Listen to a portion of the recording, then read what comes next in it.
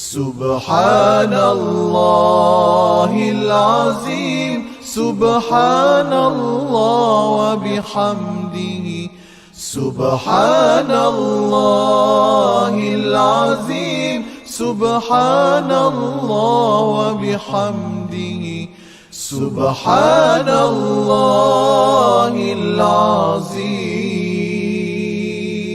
سبحان الله وبحمده سبحان الله العظيم سبحان الله وبحمده سبحان الله العظيم سبحان الله وبحمده سبحان الله العظيم سبحان الله وبحمده سبحان الله العظيم سبحان الله وبحمده سبحان الله العظيم سبحان الله وبحمده سبحان الله العظيم سبحان الله وبحمده سبحان الله العظيم سبحان الله وبحمده سبحان الله العظيم سبحان الله وبحمده سبحان الله العظيم سبحان الله وبحمده سبحان الله العظيم سبحان الله وبحمده سبحان الله. أعوذ بالله السميع العليم من الشيطان الرجيم. بسم الله الرحمن الرحيم. ولله ما في السماوات وما في الأرض ليجزي الذين أساءوا بما عملوا ويجزي الذين أحسنوا بالحسنى الذين يجتنبون كبائر الإثم والفواحش إلا اللمم إن ربك واسع المغفرة هو أعلم بكم إذ أنشأكم من الأرض وإذ أنتم أجنة في بطون أمهاتكم ولا تزكوا أنفسكم هو أعلم بمن اتقى أفرأيت الذي تولى وأعطى قليلا وأكدى أعنده علم الغيب فهو يرى أم لم ينبأ بما في صحف موسى وإبراهيم الذي وفى ألا تزر وازرة وزر أخرى وأن ليس للإنسان إلا ما سعى وأن سعيه سوف يرى ثم يجزاه الجزاء الأوفى وأن إلى ربك المنتهى وأنه هو أضحك وأبكى وأنه هو أمات وأحيا وأنه خلق الزوجين الذكر والأنثى من نطفة إذا تمنى وأن عليه النشأة الأخرى وأنه هو أغنى وأكنى وأنه هو رب الشعرى وأنه أهلك عادا الأولى وثمود فما أبقى وقوم نوح من قبل إنهم كانوا هم أظلم وأطغى والمؤتفكة أهوى فغشاها ما غشى صدق الله العظيم.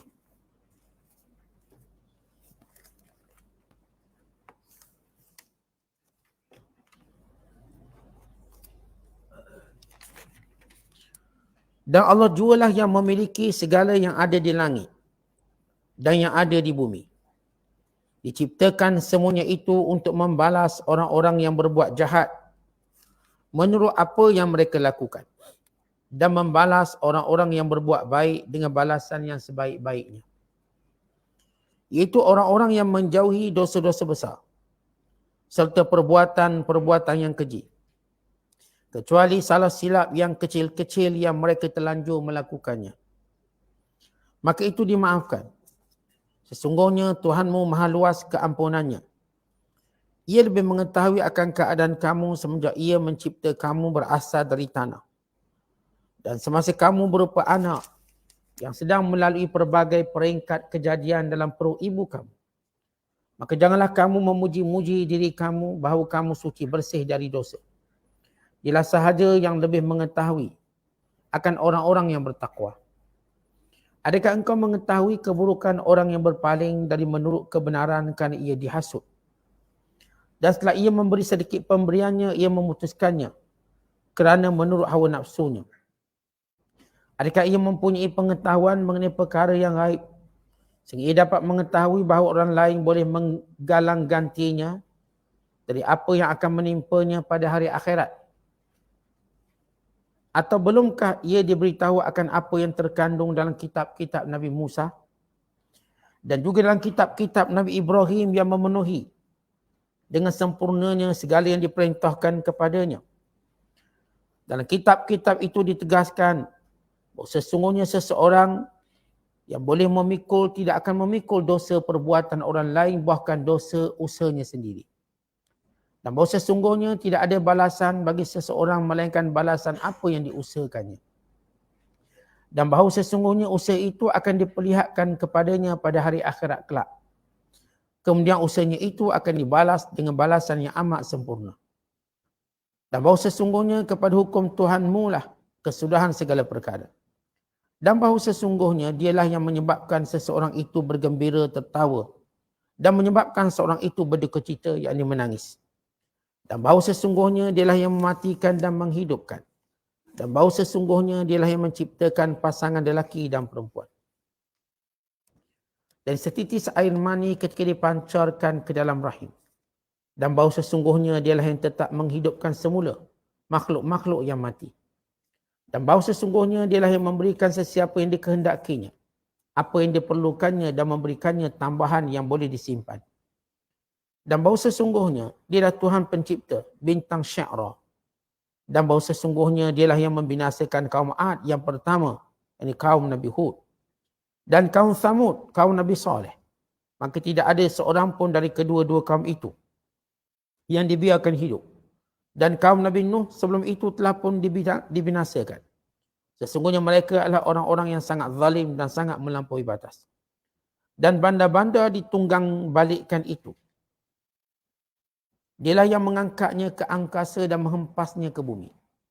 Lalu penduduk banda-banda itu diliputi azab seksa yang meliputinya. Masih lagi kita berada dalam surah An-Najmi, surah yang ke-53 pada juzuk yang ke-27. Bermula ayat yang ke-31 sehingga ayat 54. Ayat-ayat yang kita bacakan ini menjelaskan tentang balasan orang-orang yang melakukan kejahatan dan juga balasan orang-orang yang melakukan kebaikan serta sifat-sifat orang-orang yang melakukan kebaikan. Di samping Allah SWT mencela sebahagian daripada orang-orang kafir yang kaya raya kerana mereka berpaling daripada mengikuti kebenaran dan memberi peringatan kepada manusia semuanya tentang apa yang terkandung dalam kitab Suhuf Ibrahim dan Musa, tentang perintah yang dibawa oleh Nabi Muhammad SAW sama sebagaimana yang telah ditegaskan oleh Ibrahim dan Musa sebelum itu, sebagaimana tercatat dalam suhuf-suhuf mereka. Bila mana Allah Ta'ala menyatakan walillahi ma fis samawati wa ma fil ardh, dan sesungguhnya Allah lah pemilik langit dan bumi yang menciptakannya, yang kaya tidak memerlukan akan sesuatu yang lain, yang menghakimi seluruh makhluknya dengan segala keadilannya, yang mencipta setiap kejadian, yang menjadikan balasan setiap hamba-hambanya mengikut perbuatan mereka, apakah mereka melakukan perkara yang baik atau sebaliknya. Kata Allah, liyajziyal ladzina asa'u bima amilu wa yajziyal ladzina ahsanu bil husna. Allah yang memiliki langit dan bumi, yang menguasainya, yang menguruskannya, yang menciptakannya. Allah inilah yang akan beri balasan. Allah yang maha kuasa ini, Allah yang maha kaya ini, Allah yang maha adil ini, Allah lah yang akan memberikan suatu pertimbangan kepada hamba-hambanya atas segala perbuatan. Lalu Allah Ta'ala memulakan dahulu dengan perbuatan jahat. Artinya, liyajziyal ladzina asa'u bima amilu. Allah akan membalas dan menghukum perbuatan orang-orang yang jahat. Dengan apa yang mereka kerjakan. Disebut dahulu perbuatan orang-orang jahat untuk menunjukkan bahawa Allah Subhanahu Wa Taala berkuasa ke atas mereka sepenuhnya. Dan mereka tidak boleh berlepas diri. Sebagaimana Allah sebut dalam ayat-ayat yang lain. وَلَا يَحْسَبَنَّ اللَّهَ غَافِلًا أَمَّا يَعْمَلُ الظَّالِمُونَ. Jangan pernah orang-orang yang zalim, yang jahat itu menyangka Allah cuai tentang mereka atau tidak mempedulikan mereka. Bahkan Allah Ta'ala menempohkan azab bila mana sampai waktunya. Maka dimulakan dahulu dengan orang yang jahat untuk menunjukkan bahawa mereka tak akan terlepas. Kemudian Allah Ta'ala menyebut وَيَجْزِيَ الَّذِينَ أَحْسَنُوا بِالْحُسْنَى. Dan manakala orang-orang yang baik akan dibalas dengan al-husna. Husna di sini maksudnya dengan kebaikan yang berganda. Bila Allah Ta'ala menyebut tentang orang-orang jahat, dibalas dengan apa yang mereka buat je. Buat satu, dibalas satu. Buat dua, dibalas dua. Tetapi bila mana orang tu buat baik, Allah gandakan. Allah Ta'ala bukan bila orang tu buat satu, dibalas satu. Dibalas 10 sehingga 700 kali ganda. Bahkan dibalas lebih baik daripada apa yang disangkakan. Maka ini sifat pemurah Allah SWT. Kemudian Allah Ta'ala menyebut tentang, selepas menyebut tentang Allah yang berkuasa dan Allah yang berkuasa ini yang akan membalas tiap perbuatan. Lalu Allah menyebut siapakah dia orang-orang yang melakukan kebaikan itu. Kerana mungkin seorang menyangka orang yang buat kebaikan ini langsung tak buat dosa. Langsung tak buat silap. Langsung tidak pernah tergelincir kakinya. Sedangkan manusia ini ada kelemahan dia. Dia akan buat dosa. Dia pasti tergelincir dosanya. Dosa zaman jahiliahnya, dosa zaman mudanya. Sama ada dia bertaubat selepas itu. Ataupun dia menjalani kehidupan yang lebih baik daripada sebelum itu. Maka kata Allah, alladzina yajtanibuna kaba'iral itsmi wal fawahish. Orang-orang yang melakukan kebaikan itu yang disebut sebagai muhsinin ataupun dalam ayat ini disebut wa yajziyal ladzina ahsanu. Dan Allah memberi balasan kepada yang melakukan kebaikan ahsanu. Daripada ahsanu datang isim fa'il muhsinun atau muhsinin. Orang yang buat baik. Siapa mereka? Yang menjauhi dosa-dosa besar. Dan segala perkara yang keji, yakni zina. Illal lamam. Melainkan dosa-dosa yang kecil. Bila disebut perkataan lamam, para ulama sepakat dalam menafsirkan perkataan al-lamam ini sebagai satu dosa kecil. Apa beza dosa kecil dengan dosa besar? Dosa besar ialah dosa yang dijanjikan dengan azab, dengan laknat, dengan dijauhi rahmat. Dengan hukuman tertentu. Yang maklum. Hukuman yang dimaklumi. Ataupun dengan ancaman neraka. Maka ini dalam kategori dosa-dosa besar. Manakala al-lamam pula, dosa yang disebut dosa tetapi tidak diancam dengan neraka, tidak disebut dengan laknat, tidak disebut dengan dihilangkan rahmat dan sebagainya. Ini disebut perkataan al-lamam. Ketika mana Rasulullah sallallahu alaihi wasallam menyebut istanibu sab'al mubiqat. Jauhilah 7 dosa besar yang utama. Maksud 7 dosa besar bukanlah 7 dosa besar ni je. Kerana sebagian ulama menyatakan dosa besar itu sampailah kepada 72. Sebagaimana yang disusun oleh Imam Az-Zahabi. Dan sebahagiannya menyatakan bahawa dosa besar itu sehinggalah kepada 700 dosa besar. Ila sab'imi'atin aqrab minha ila sab'. 300 dosa besar. Sebagaimana Imam Ibn Hajar dalam kitabnya Az-Zawajir menyebut hampir 265 dosa besar. Kerana sebahagian dosa besar itu nas, sebahagiannya istinbat. Istinbat tu yang jadi banyak. Istinbat artinya kerana dia punya ilah pengharamannya ada pada perbuatan tersebut. Ada sebahagian dosa tu dia tak ada pada zaman Nabi SAW. Tapi ilah tu ada. Umpama kita sebut dadah. Dadah zaman Rasulullah tak ada. Mana ada zaman Rasulullah orang ekspor dadah, import dadah, isap dadah, tak ada. Tapi ilah dia ataupun hukum atau kesan kerosakannya sama sebagaimana arak, bahkan lebih teruk. Maka orang yang terlibat dengan dadah, menjual dadah, maka ini perbuatan dosa besar kerana melakukan kerosakan. Walau dadah tu tak ada zaman Nabi SAW. Dan termasuklah benda-benda lain yang bersifat merosakkan manusia atau merosakkan fitrah manusia atau merosakkan dunia ni. Maka perbuatan itu dianggap dosa besar. Sebab itu, bila Rasulullah menyebut tentang 7 dosa besar, yang ni yang asal yang biasa berlaku. Maka Rasulullah menyebut antara 7 dosa besar itu isyraku billah. Al-isyraku billah was-sihru, sihir. Wa qatlun nafsil lati harramallah illa bilhaq, membunuh nyawa yang tidak berdosa. Wa aklu malil yatim, memakan harta anak yatim. Wa aklu riba, memakan harta riba. Wa tawalli yaumaz zahfi, lari daripada medan perang. Wa qadhful muhsanatil ghafilatil mu'minat, menuduh wanita yang suci dengan tuduhan zina. Ini yang common, yang biasa berlaku, atau yang berlaku pada permulaan Islam. Yang biasa berlaku. Dan Rasulullah bila menyebut 7, sepakat ulama bukan maksud 7 terhenti di situ. Yang saya sebut ia kebiasaan dan ia pada permulaan.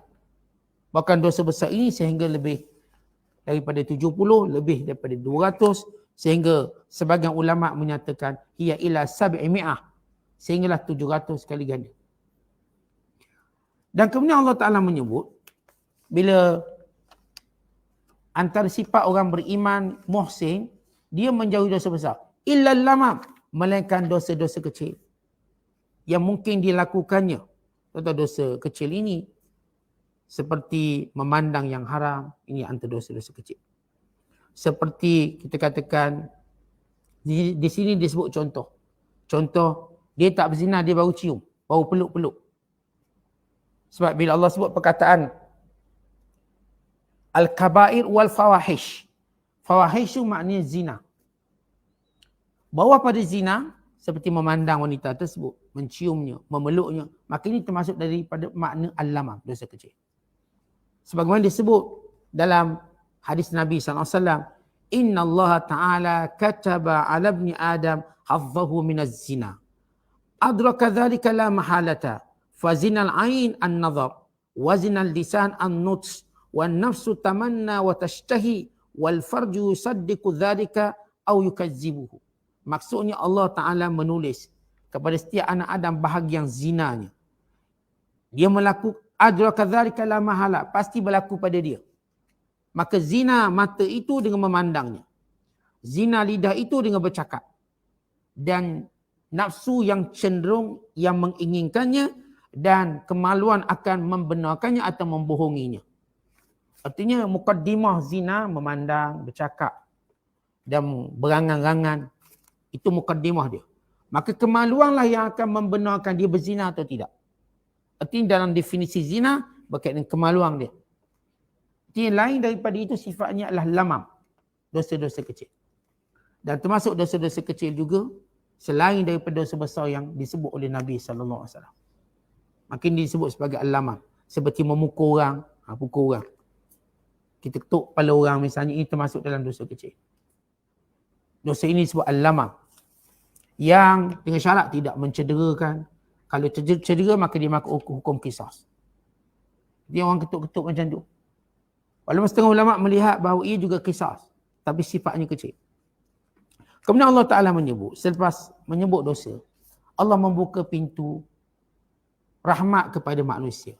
Kata Allah, Inna rabbaka wasi'un maghfirah. Allah itu luas pengampunannya. Baik yang buat dosa besar, apatah lagi yang buat dosa kecil. Huwa a'lamu bikum. Allah mengetahui kelemahan kamu. Tuan-tuan sekalian, bila kita sebut orang-orang muhsin tak buat dosa besar, mereka dosa kecil.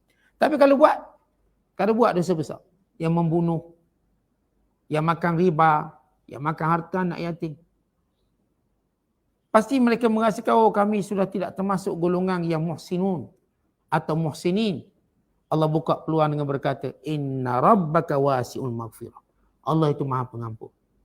Sekalipun kamu buat benda-benda dosa besar, kalau kamu minta ampun, Allah itu pengampun. Maka dibuka pintu amal atau disebut pintu harapan. kepada semua hamba-hambanya. Id ansha'akum minal ard, kerana Allah mengetahui kelemahan kamu. Wa id antum ajinnatun fi butuni ummatikum, semenjak kamu dalam perut lagi Allah dah kenal kamu. Allah tahu tentang kamu. Berhubung dengan ayat ini, diceritakan orang-orang Yahudi bila mana mati anak-anak kecil mereka, mereka berkata, huwa siddiq. Ni budak ni kalau besar ni, dia mesti orang siddiq, orang hebat. Jadi bila anak-anak Yahudi yang kecil tu mati, dia seolah-olah cuba nak baca masa depan budak ni. Budak ni kalau besar pasti siddiq. Maksudnya orang hebat. Mereka sentiasa berkata demikian. Lalu sampai berita ini kepada Nabi SAW. Nabi kata, kadzibat Yahud. Yahudi berbohong. Yahudi berbohong. Ma min nasamatin yakhluquhu Allah fi batni ummihi illa wa ya'lamu annahu syaqiyyun aw sa'id. Tidak ada kejadian yang Allah ciptakan dalam perut ibu seseorang, melainkan Allah mengetahui dia ini celaka atau bahagia. Yahudi, bila mati anak kecil, mereka tu kata, kalau budak ni besar, budak ni hebat. Akhirnya sebahagian orang Islam pun terikut sekali lah. Kita kan bila budak-budak tu mati, kita tu kata, kalaulah budak ni besar, sekarang besar, umur dia mungkin 20 tahun, 30 tahun, mungkin dah jadi ulama besar, kata kita. Merujuk pada anak kita ke, anak saudara kita ke, anak buah kita. Walau apa kita tahu tentang masa depan. Yahudi selalu cakap macam tu. Bila mati anak-anak kecil mereka, mereka kata ni orang hebat ni, sebab tu dia mati kecil. Kalau dia besar memang dia orang hebat. Maka kata Rasul, bohong Yahudi. Allah mengetahui apa yang Allah tulis pada bayi ini semenjak dia kecil lagi. Dia sebut dalam hadis yang diriwayatkan oleh Bukhari dan Muslim. Iaitu hadis tentang, ni dalam masuk hadis 40. Sebelum budak sekolah belajar, kita belajar dulu hadis 40. Dan hadis tersebut tentang penciptaan manusia dalam tempoh-tempoh dia, period dia. Dan bila mana sampai waktu Allah Ta'ala perintahkan ditiupkan roh padanya. Kemudian Allah perintahkan malaikat tersebut. Wa yurba' wa yu'mar bi arba'i kalimat. Diperintahkan malaikat ini tulis 4 perkara. Bi katbi rizqihi wa ajalihi wa amalihi wa syaqiyun am sa'id. Dia tulis rezekinya banyak mana. Ajalnya bila. Apakah amalannya, perbuatannya. Dan apakah dia bahagia atau celaka. 4 perkara ini sudah ditulis semenjak baby lagi.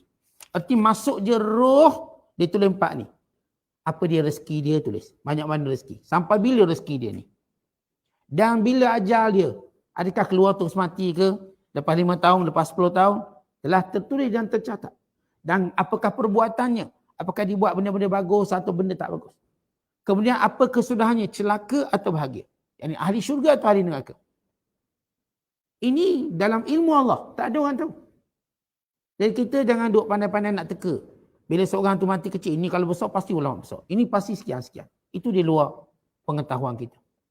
Yahudi akan terus bercakap macam tu. Maka Allah memberi peringatan.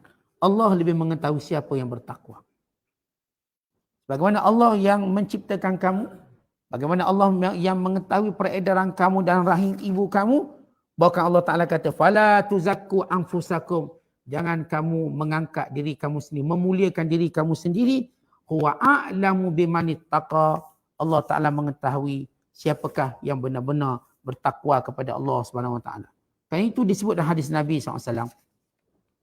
Bila Rasulullah melarang mana-mana nama yang menunjukkan macam hebat. Terlalu, nama tu nampak macam hebat. Seperti nama Barrah. Barrah ni maksudnya ialah yang baik, Barrah. Ada seorang wanita, bila diriwayatkan, daripada Amr bin Atha katanya, Sammaitu ibnati Barrah. Aku namakan anakku Barrah. Faqalat di Zainab bintu Abi Salamah. Dan berkata kepadaku Zainab binti Abi Salamah, sesungguhnya Nabi SAW melarang nama ini. Dan Nabi berkata, La tuzakku anfusakum. Jangan kamu mengangkat diri kamu sendiri. Innallah a'lamu bi ahlil barri minkum. Bi ahlil birri minkum. Allah tahu siapa yang benar-benar buat baik. Faqalu bima nusammiha. Kalau begitu kami nak namakan siapa? Jawab Nabi SAW. Sammuha Zainab. Namakan Zainab. Dan kadang-kadang kita bagi nama tu macam tinggi sangat. Contoh namanya Aflah. Yang paling berjaya. Nama dia Aflah. Tiba dalam kelas nombor last sekali. Nama dia. Kita bagi nama yang agak tinggi. Ni lahir-lahir tu bagi nama Al-Imam, depan tak imam tu depan. Ataupun kita tu bagi nama dia dengan nama-nama gelaran yang hebat. Tu bagi nama hebat, Syekhul Islam. Sekian-sekian nama. Maka ini termasuk tazkiyah. Tinggi sangat bagi nama tu, Syekhul Islam. Walau kita tahu nak dapat Syekhul Islam bukan calon-calon orang. Bukan dengan letak nama, itu gelaran. Seorang yang disebut sebagai Syekhul Islam, iaitu ulama yang dirujuk oleh ulama-ulama lain. Seperti contoh Imam Ibn Hajar Al-Asqalani, dia panggil Syekhul Islam. Al-Imam An-Nawawi disebut sebagai Syekhul Islam. Al-Imam Al-Bulqini disebut Syekhul Islam. Syekh Islam merujuk kepada ulama yang dirujukan ulama lain. Maka disebut Syekhul Islam. Dan dia pada zaman itu ialah orang yang ditunjuk jari akan keilmuannya. Maka disebut sebagai Syekhul Islam. Nilai anak bagi nama Syekhul Islam. Memang comel nama. Syekhul Islam. Walaupun tak pergi masjid, nama Syekhul Islam. Tak pergi masjid, tak pandai baca Quran, Syekhul Islam. Ini terlalu menyucikan nama, mengagungkan nama, meletak nama. Maka ini tak dibenarkan dalam Islam. Habis Ustaz, nama Muhammad pun makna suci juga. Itu kerana kita ikut nama Nabi. Dan kerana ada perintah Nabi SAW supaya kita menamakan anak-anak kita dengan nama-nama Nabi. Dengan nama-nama yang baik yang telah disebut. Tetapi nama yang tunjukkan seolah orang macam hebat sangat. Secara makna, ini tidak digalakkan. Antaranya saya katakan bila seorang tu bernama Aflah, yang paling berjaya. Ataupun hari ini orang letak nama sebagai Syekhul Islam atau terus letak nama Amirul Mukminin. Lahir-lahir itu Amirul Mukminin. Baru ada nama. Maka ini perbuatan yang terlalu mengangkat nama budak. Akhir budak ni, kalau budaya orang kita panggil ni nama berat, nama berat. Nama tak layak. Nama tak layak dia nak bawa. Maka dia ubah nama yang biasa je. Sama juga perempuan disebut nama Barrah. Barrah yang baik sangat. Lalu kata Nabi SAW, Allah tahu siapa baik. Maka namakan dia Zainab. Rasulullah SAW banyak tukar nama-nama yang terlalu over sangat. Maka dinamakan dengan Zainab atau nama-nama yang lain. Supaya kita tidak terlalu mengangkat diri kita dengan nama-nama tersebut. Maka ini ada larangannya. Walaupun larangan tadi tidak bersifat haram. Bukanlah haram. Tapi ini larangan yang bersifat makruh ataupun larangan yang tidak digalakkan. Amat tidak digalakkan. Kemudian sesudah Allah Ta'ala menyebut tentang balasan orang baik, balasan orang jahat, balasan orang baik. Dan Allah menyebut sifat-sifat orang baik. Dan Allah Ta'ala menemplak golongan yang cuba untuk menyucikan keturunan mereka, diri mereka. Bahawa Allah lebih mengetahui siapa yang paling bertakwa. Kemudian Allah Ta'ala menceritakan watak dan sifat orang kafir yang menentang Nabi SAW. Afara'aita alladhi tawalla, tidakkah engkau melihat orang yang berpaling daripada kebenaran? Berhubung dengan ayat ini, siapakah yang berpaling daripada kebenaran? Wa a'ta qalilan wa akda, yang memberi sedikit daripada harta mereka dan kemudian menjadi kedekut selepas itu. Ayat ini tuan-tuan sekalian, kata ulama antara sebab turunnya, diturunkan kepada Walid bin Mughirah. Di mana Walid bin Mughirah sebelum ini dia beriman kepada Nabi SAW. Dia beriman. Lalu kawan-kawan dia mencela dia. Kenapalah kamu ikut Muhammad tu? Mencela. Bukan standard kita ikut dia tu. Yang ikut dia semua orang miskin, semua hamba-hamba. Maka Walid bin Mughirah, bila dicela dia berkata, waktu mana kaumnya berkata, lima tarakta dina asyakh. Kenapa kamu tinggalkan agama-agama datuk nenek kamu? Wa za'amta annahum finnar, dan kamu mengatakan datuk nenek kamu dalam neraka. Lalu kata Walid bin Mughirah, inni khasyitu azab Allah. Aku takut azab Allah. Aku beriman ni sebab Nabi Muhammad SAW sentiasa sebut, kalau tak beriman dalam neraka, aku takut. Lalu kata kawan-kawan mereka gini, kami akan jamin kamu tak akan masuk neraka. Kami kata ni. Tapi dengan syaratlah bagi duit sikit. Bagi duit sikit. Maka Walid bin Mughirah pun bagi duit. Dengan harap orang ni akan tanggung dia azab dalam neraka kelak. Artinya, dia dah fikir cara dia. Bahawa kalau ada orang nak tanggung dia buat dosa, macam sebahagian kita juga percaya macam tu. Tapi tak buat, saya tanggung dosa awak. Suami kata kepada bini dia, tak payah kau tudung, abang tanggung dosa awak. Jangan bimbang. Isteri mu tak pakai tudung. Sebab apa? Abang tanggung dosa. Benda ni cerita lama dah nak tanggung dosa orang. Maka Walid bin Mughirah ketika mana dia beriman, orang tanya kenapa beriman? Sebab dia takut azab neraka. Kata kawan dia, tak apa. Kamu bagi aku duit sikit, aku akan tanggung azab neraka. Ini kata dia. Lalu Walid ni, dia boleh percaya macam tu. Dia kembali murtad. Dia beri pada kawannya supaya menjamin dia tidak masuk neraka. Kemudian lepas tu dia menjadi orang yang kedekut. Bila dia beri pada jalan yang salah, dia akan mewujudkan sifat yang salah. Kita tuan-tuan, kalau beri jalan betul, kita jadi pemurah. Sebab jalan tu betul. Maka Allah berkati. Kerana setiap kebaikan ditarik kebaikan lain. Kalau kita sedekah tu betul, niat betul, lama-lama kita jadi pemurah. Tapi kalau kita belanja tu pada benda tak betul, lama-lama dia kedekut. Di situ kita dapat tahu tentang apakah amalan sedekah kita ni baik atau tak baik. Jadi kalau kita dah bersedekah, lalu kita rasa seronok bersedekah, betul lah tempat tu. Tapi kalau kita rasa sedekah lepas tu rasa kedekut, ada benda tak kena. Wa iman niat kita. Wa iman tempat tu sendiri. Walid ini bila dah derma, jadi kedekut lepas tu. Dia derma untuk jamin dia jangan masuk neraka. Jalan yang salah. Dan Allah menyebut dalam Al-Quran, afara'aital ladzi tawalla, tidakkah kamu lihat orang yang sudah beriman berpaling, wa a'ta qalila, beri sikit sebahagian daripada hartanya, wa akda, kemudian jadi kedekut, aindahu ilmul ghaibi fahuwa yara, apakah mereka menyangka mereka menguasai ilmu ghaib? Mereka tahu ilmu ghaib, nanti akhirat kelak boleh orang lain tanggung. Mereka tahu benda tu. Am lam yunabba bima fi suhufi Musa, apakah belum sampai kepada mereka berita daripada suhuf Musa? Tuan-tuan, sebelum diturunkan Al-Quran, orang-orang musyrik Mekah terbiasa mendengar suhuf Musa. Sebagaimana mereka juga mendengar suhuf Ibrahim. Kalau secara tertib, Ibrahim AS dulu baru Musa. Tetapi kerana dari sudut jarak, Nabi Musa lebih dekat dengan musyrik Mekah berbanding Nabi Allah Ibrahim jarak jauh. Dan kerana suhuf Musa lebih popular di sisi orang Arab Mekah waktu itu berbanding suhuf Nabi Allah Ibrahim. Bila Allah menyatakan apakah mereka macam tak pernah dengar apa terkandung dalam suhuf Musa dan juga suhuf Ibrahim yang amat berbakti, yang amat taat pada Allah itu, maka Allah Ta'ala pun menyebut kandungan suhuf. Ayat ni ayat Al-Quran, tapi Allah Ta'ala menceritakan apa yang terkandung dalam suhuf Ibrahim dan Musa. Yang ada 10 asas utama. Asas yang pertama ialah alla taziru waziratun wizra ukhra. Setiap orang tak akan tanggung dosa orang lain.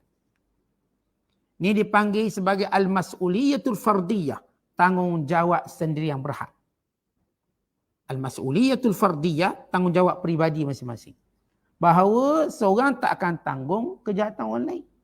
Awak buat jahat, awaklah buat jahat. Saya tak tanggung awak buat jahat. Itu yang dinaskan dalam suhuf Musa dan suhuf Ibrahim.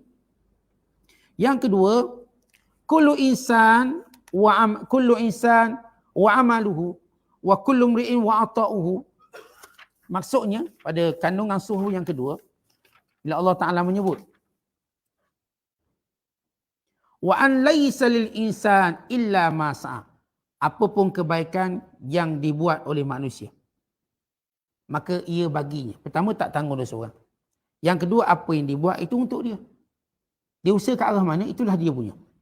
Dia usaha jadi baik, itulah dia punya. Dia usaha jadi sebaliknya, itulah dia punya. Kemudian yang ketiga, wa anna sa'yahu sawfa yara. Bahawa amalannya itu dia akan lihat, kesan dia. Lihat di sini bukan sekadar maksud lihat akhirat kelak. Tetapi dia akan melihat kesan setiap perbuatan. Kalau sekiranya dia buat baik, dia akan lihat kesan dalam kehidupan dia. Sebagaimana dia akan melihat kesan akhirat kelak, punca dia masuk neraka. Kesan-kesan perbuatan. Perbuatan tu dah tak ada, tapi kesan perbuatan itu. Artinya kalau dia mencuri itu dah tak ada untuk esok lusa dia mencuri semalam. Kesan dia mencuri semalam. Macam kita lah. Kesan kita mungkin makan gula 10 tahun lepas. Kesan sebab kita silap makan 10 tahun lepas. Hari ni kita rasa. Sakit sendi, sakit urat, sakit saraf. Ni apa cerita? Saya rasa 10 tahun lepas saya ada makan benda ni. Itu kalau kita cerita makanan. Oh, itu 10 tahun lepas saya pernah jatuh, Ustaz. Tu hari ni slip disc, pernah jatuh. Jadi kita tidak kesan. Takkanlah jatuh 10 tahun lepas sekarang baru berlaku. Ya, betul. Banyak mana secara dibuktikan benda-benda yang dulu-dulu. Yang kita lakukan kesannya hari ni. Apatah lagi dosa. Dosa dia ada kesan. Walaupun kita kata saya mencuri 10 tahun lepas. Betul, tapi kesannya sampai akhirat. Atau kesannya sampai anak awak pun mencuri. Kesannya sampai awak sendiri masa hari ni, masih lagi Allah Ta'ala hilangkan keberkatan rezeki awak. Sebab itu kita kena ingat kesan perbuatan jahat kita. Kan itu para ulama menyatakan, di antara hikmah taubat menghilangkan kesannya. Taubat ni bukan sekadar ampun dosa, tapi menghilangkan kesan. Setiap kita buat satu ada kesan. Contoh tuan-tuan. Seorang dulu dia pernah jadi orang tak elok lah. Lepas tu dia taubat.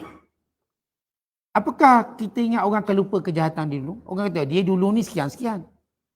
Ramai mana pelakon-pelakon dah pakai hijab, tudung. Tapi kesan yang filem dia dulu 20 tahun, buka balik. Dia keluar balik, tak pakai tudung. Pada hari ni dia dah bernikah lagi. Bukan kata pakai tudung, nikah. Tapi kesan yang dibuat dulu, yang dia berlakon dulu-dulu, masih ada. Itu cerita dunia, apatah lagi akhirat. Kesan. Maka tercatat dalam suhuf Musa dan suhuf Ibrahim, bila Allah menyatakan, wa anna sa'yahu sawfa yara, kesan perbuatannya pasti akan dilihatnya. Kemudian yang keempat, summa yujzahul jazaa'al awfa, dia akan dibalas dengan balasan yang sempurna. Balasan tanpa terkurang sedikit pun. Dibalas dengan sempurna. Dan yang keenam, Allah Ta'ala menyebut, di antara tercatat dalam suhuf Musa dan suhuf Ibrahim,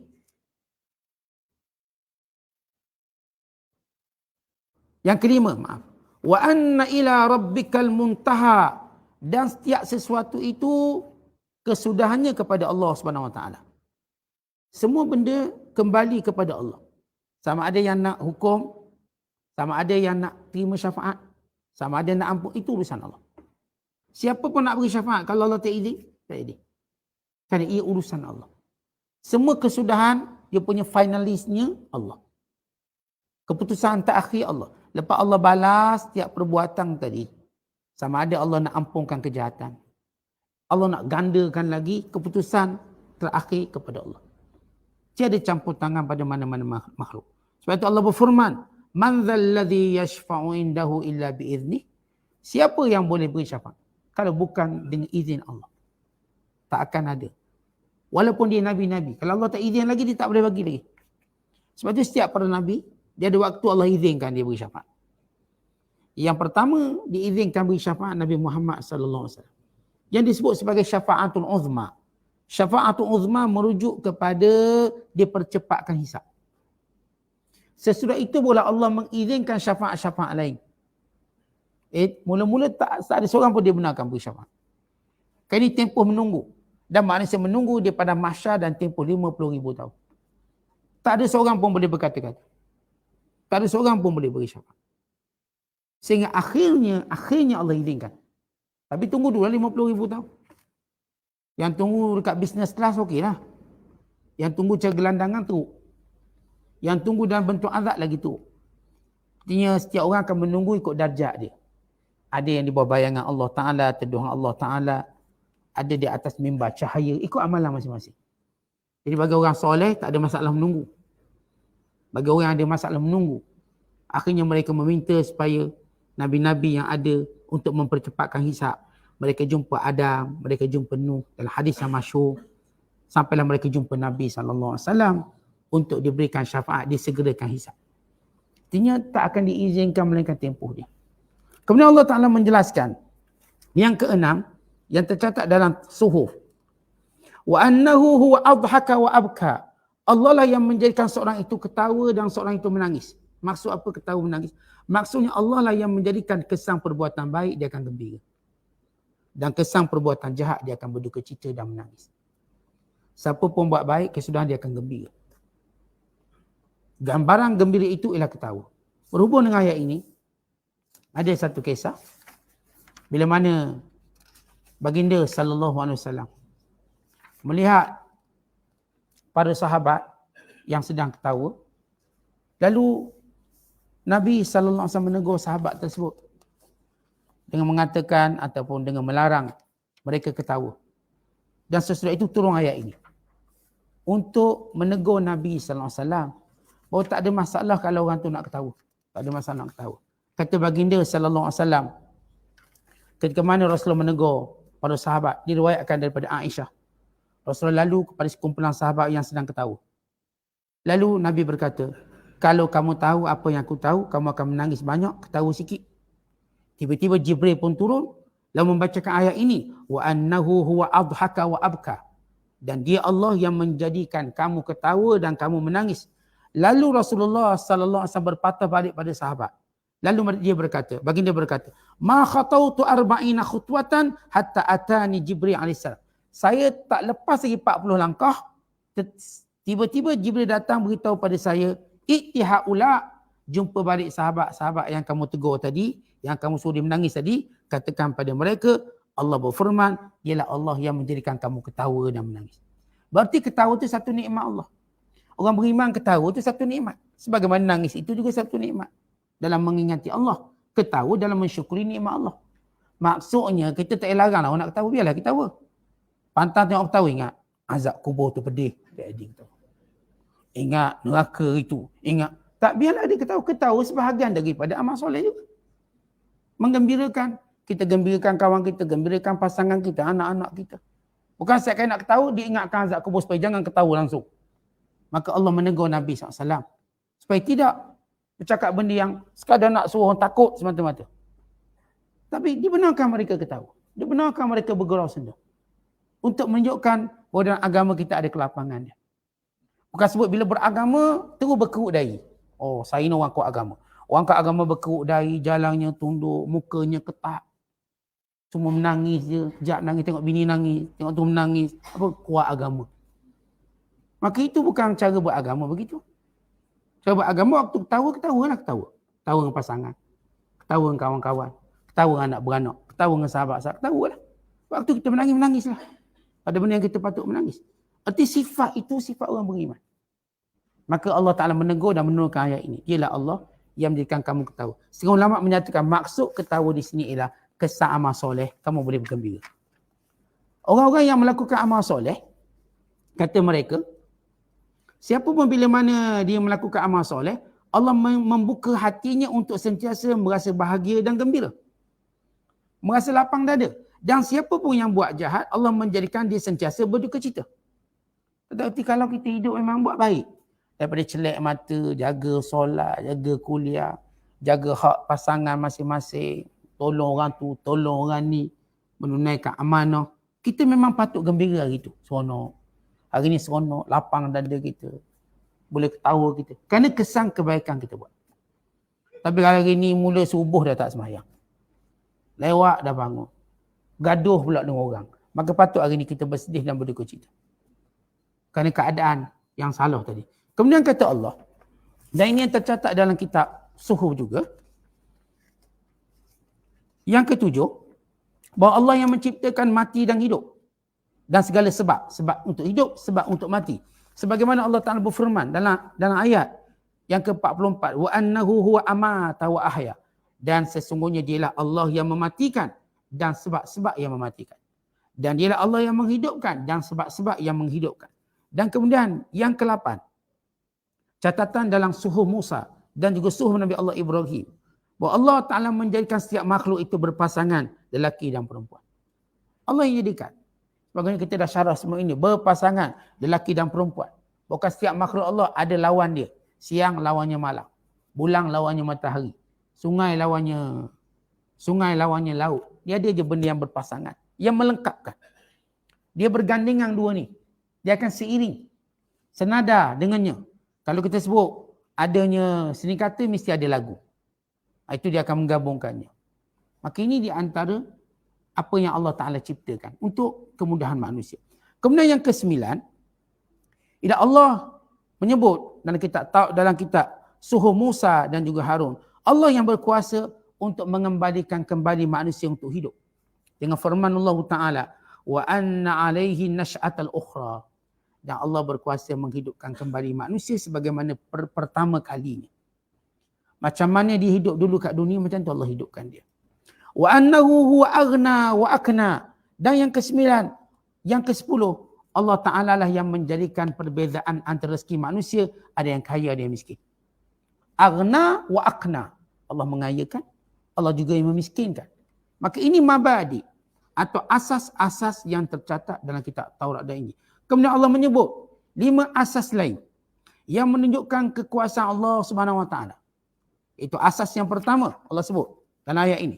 Dan ini juga tercatat dalam suhuf Musa dan juga suhuf Ibrahim. Wa annahu, kata Allah, wa annahu huwa rabbu syi'ra.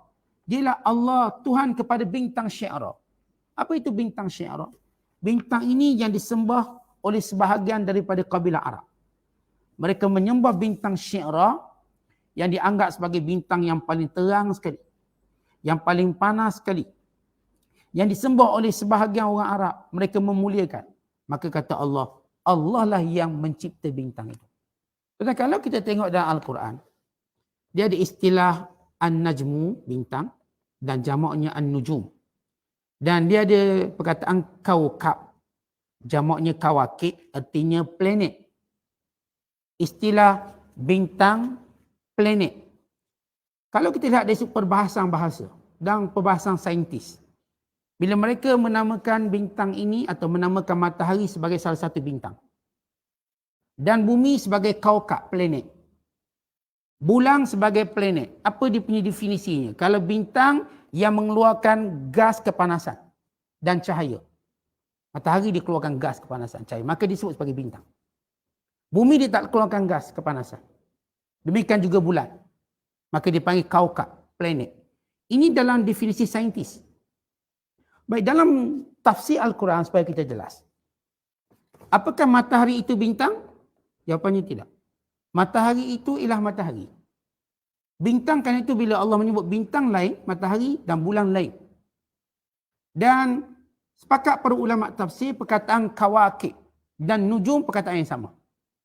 Memberi maksud yang sama. Sebagian mereka membezakan dengan mengatakan bahawa bila kita sebut pada nujum, bintang, nujum, kecil atau besar. Tapi bila sebut kaukab, arti bintang besar. Kata kaukab. Adapun matahari dan juga bulan, Allah sebut secara berasingan. Ketika mana dalam surah Yusuf, Nabi Yusuf berkata, Inni ra'aitu ahada asyara kaukaba, wasyamsa wal qamar, ra'aituhum li sajidin. Kata Nabi Allah Yusuf, aku melihat 11 bintang. Kemudian disebut matahari dan bulan. Sujud padaku. Matahari dan bulan bukan bintang. Dalam ini tafsiran Quran. Dan istilah saintis mereka namakannya bintang tu. Matahari pun bintang. Yang saya kata istilah kaukab, planet dalam terjemahan Melayu. Najmun atau nujum, bintang dalam terjemahan Melayu. Sebut bintang yang keluarkan cahaya. Ada gas dia, kepanasan dia. Bintang. Maka mereka menamakan sebagai sun is star. Matahari itu ialah bintang. Sebab dia keluarkan gas kepanasan. Bumi dan juga bulan bukan bintang tapi planet, kaukab. Kaukabun atau kawakib. Sebab dia tak keluarkan gas dan kepanasan. Bidang Islam lain dalam tafsir Quran. Kita buka Quran, istilah An-Nujum yang Allah Ta'ala sebut 11 kali dalam Quran. Dan istilah kaukab atau kawakib 3 kali dalam Quran. Dan istilah masabih yang disebut 2 kali dalam Quran yang memberi maksud An-Nujum. Dan Asy-Syamsu wal Qamar sentiasa disebut berasingan. Sebutnya Syam, matahari, bulan mesti berasingan. Dia bukan dalam kategori bintang dan juga bukan dalam kategori planet. Antara makhluk Allah Ta'ala. Jadi kadang-kadang, contoh kalau orang kata, ialah benda ni mungkin orang berbalos secara istilah dan sebagainya. Bila kita tafsir Quran, kita kena faham istilah Quran. Kita tak boleh faham secara istilah saintis. Kerana sebagai istilah tadi mungkin berlawanan dengan Al-Quran itu sendiri. Maka kita lihat kepada istilah Quran. Sebab itu para ulama' menegur istilah ni biar orang tahu. Istilah saya kata bintang, matahari, bulan ini. Ia satu benda yang berasingan. Memang secara saintifik, yang bincang secara kita belajar sains, memang dia akan kata matahari itu bintang. Kita sebut matahari bintang. Yang saya kata definisi bintang dan planet dengan mengeluarkan gas dan kepanasan. Setiap bintang mesti panas, sebab itu dia ada mudhi' atau dia bercahaya. Kalau namanya bumi, dia tak bercahaya sebab dia tak keluarkan kepanasan. Nama bulan ditumpang cahaya matahari. Maka dia bukan benda yang disebut sebagai bintang. Dia panggil kaukab atau planet. Tapi dalam tafsir Quran tak, dia tak panggil kaukab. Kesemua mereka disebut sebagai nujum, melainkan matahari dan juga bulan. Serta bumi Maka matahari, bulan, bumi ini disebut dengan istilahnya sendiri. Ya, bumi. Allah sebut perkataan al-ard, Allah sebut perkataan syams, Allah sebut perkataan al-qamar. Kerana ada sesuatu kepada makhluk-makhluk ini. Adapun namanya bumi, walaupun kita panggil kaukabul ard, planet bumi. Bumi ada sesuatu, apa dia? Adanya taklif Allah. Taklif Allah di bumi pada makhluk. Kerana semua makhluk Allah yang mukallaf, Allah ciptakannya di bumi. Dengan manusia bermula dari Adam, even jin. Semua jin ini duduk dekat kaukab ini atau duduk kat bumi ini. Adapun bintang-bintang, ia sebagai tanda kebesaran Allah. Untuk kegunaan manusia. Tapi bumi ini ialah kerana ada makhluk yang ditaklifkan. Ini di antara beberapa perbezaan atau istilah. Antara sedikit perbezaan dan secara saintifik dan secara apa disebut oleh Al-Quran. Kembali pada ayat kita. Bila Allah Ta'ala menyatakan. Wa annahu rabbus syi'ra. Tuhan itu adalah pemilik pada bintang syi'ra. Wa annahu ahlaka adan ula. Dan Allah lah yang membinasakan kaum Ad. Itu kaum Nabi Allah Hud AS. Yang ketiga, wa thamud fama abqa, dan kaum Thamud, kaum Nabi Saleh. Dan yang keempat, wa qauma nuhim min qab innahum kanu hum azlama wa atgha, dan kaum Nabi Nuh juga dibinasakan sebelum kaum Thamud dan kaum Ad lagi. Kemudian Allah menyebut yang kelima, wal mu'tafikata ahwa. Mu'tafikah ialah kaum Nabi Lut yang dibolak-balikkan buminya. Dibolak-balikkan buminya, dihancurkan. Faghasyaha ma ghasya. Maka diliputi dengan rejaman batu daripada api neraka dengan pelbagai bentuk azab yang dikenakan pada mereka. Ini 15 benda yang disebut dalam suhuf. Yang mereka orang-orang musyrik Mekah. Yang mereka dah bergaul dengan orang Yahudi. Mereka dah bergaul sebab mereka ni bangsa peniaga, bergaul dengan banyak orang. Mereka dah tahu maklumat ini. Daripada catatan suhuf Ibrahim dan suhuf Musa. Tentang 10 perkara asas tadi. Dan 5 perkara yang diancaman Allah Ta'ala kepada manusia. Kebinasan kaum-kaum terdahulu. Mereka tahu. Sebab itu Allah Ta'ala sebut pada mereka, am lam yunabba. Apakah mereka tak sampai berita ke? Tak pernah dengar ke? Tak pernah tahu ke? Apa yang terkandung dalam kitab suhuf Musa? Kan benda tu dah ada dulu. Kamu dah tahu benda tu. Al-Quran menegaskan lagi. Al-Quran mendetailkan lagi. Bagaimana kemusnahan mereka. Cerita tu kamu dah ada. Artinya secara ringkas kamu dah tahu kaum Thamud ni hancur. Bukan secara ringkas kamu pun dah tahu siapa atau zat Allah yang menciptakan, yang melakukan, yang secara basic ataupun prinsip amal, siapa buat baik dia akan dapat, siapa buat jahat maka dia dapat. Kenapa tiba-tiba kami minta orang lain tanggung azab neraka? Lalu bayar pula. Maka benda ni akan menjadi penyakit umat zaman ini juga.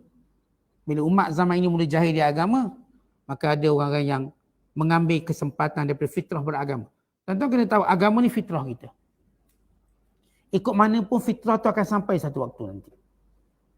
Bila ada orang monopolik, ini datang sihak monopolik agama. Akhir sesat sebahagian. Datang ayah peng sesat sebahagian. Datang asal anak rimau sesat sebahagian. Sebab saya katakan agama ni fitrah. Dahaga kita pada agama lebih dahaga kita pada air bila sampai waktu dia. Waktu orang dahaga air, sini tak dahaga lah. Bila datang waktu dahaga, kita tengok air apa pun sedap. Tengok air pun sedap, tengah dahaga. Demikian datang fitrah agama, datang bentuk macam mana pun dia terima je. Akhirnya mungkin ada yang kata tak apa. Syurga neraka, bayar ke saya akan luluskan. Itu pengikut ayah peng tu, siapa yang dia tanam kubur ayah peng, dijamin syurga. Tu pakak berebut tanah kubur ayah peng. Dijamin. Benda ni saya kata dia manipulate. Yang asal manusia tak nak agama ikut nafsu. Ialah hari ni kamu ikut nafsu. Kelak keinginan agama kamu akan datang. Sebagaimana hausnya kamu pada air. Laparnya kamu pada makanan. Memang sekarang kita tak lapar. Baru sudah makan petang tadi. Tapi bila sampai waktu lapar, biskut kering pun habis. Sampai waktu lapar, pukul 10 malam ni, kepek-kepek ubi yang tahun-tahun lepas pun licin. Itu perumpamaan, bila datang keinginan nak beragama. Ya masa inilah kamu tak peduli agama, ikut suka saya lah. Tiba-tiba bila datang keinginan agama. Akhirnya milah Ibrahim pun diikut. Kata milah Ibrahim ni, agama Ibrahim. Dia ambil sempurna Nabi Allah Ibrahim. Reka agama baru. Ada pengikut juga. Ramai pula pengikut. Bagaimana ajaran sesat yang lain. Ini kenapa mereka ikut ajaran sesat? Kerana mereka waktu itu dahagakan agama. Dan mereka tak reti nak bezakannya. Mana betul, mana salah. Ini cerita pada Walid bin Mughirah. Dia takut neraka. Dia silap. Jumpa kawan-kawan dia, tak apa. Biar aku tanggung neraka, bayar aku sikit. Dia tak rujuk pada Nabi SAW. Kerana dia diaibkan kerana mengikut Nabi SAW. Akhirnya dia pun bayar. Dan Allah turunkan ayat ini cerita. Dan apa yang Allah cerita ini? Bukan cerita penyakit dulu, saya kata sampai sekarang. Akan ada orang mengambil kesempatan daripada kejahilan agama kita. Dan kerana kita tak peduli agama, waktu kecil lagi tak peduli agama. Kita tuan-tuan kalau kecil kita dah beri agama. Kalaupun dia hanyut, kelak bila besar dia tahu nak balik kat mana. Dia kenal surau yang pernah tempat dia pergi dulu, walaupun dia pergi tidur je dulu. Dia kenal surau yang dia pernah pergi dulu, walaupun dia main je dulu. Dia kenal tok guru yang pernah mengajar dulu, walaupun dia tak pernah dengar tok guru tu mengajar. Tapi dia kenal lah. Bila waktu dia nak agama, dia balik ke sini. Jadi kita dah ikat dia, umpama kita ikat dia di kawasan port dekat pelabuhan. Walau mungkin kapal tu hanyut, tali tu ada kat sini. Ditarik balik. Sebab tu anak-anak kita tuan-tuan, bawa ke surau, bawa ke masjid, biar dia dengar. Kelak bila dia besar nanti, andai kata, dia lara dulu, tinggal agama, nanti bila datang keinginan agama balik, dia tahu nak balik kat mana. Dia tahu mana nak balik. Bukankah kita dulu tuan-tuan daripada kecil ada kenangan kat surau, kat masjid. Walaupun kerja kita duk sorok selipar orang masa tu. Kerja kita mungkin duk berebut makanan belakang dululah. Tiba-tiba datang keinginan agama, kita pun tahu tempatnya mana. Mana tempat kita nak kembali. Kita balik dulu. Kali ini balik untuk belajar. Balik untuk kenal orang-orang yang belajar dengan tok-tok guru dulu. Akhirnya kita tak sesat. Tapi orang daripada awal memang tak kenal masjid surau. Kita bayangkan bila tiba-tiba datang keinginan beragama, dia ke mana agak-agak?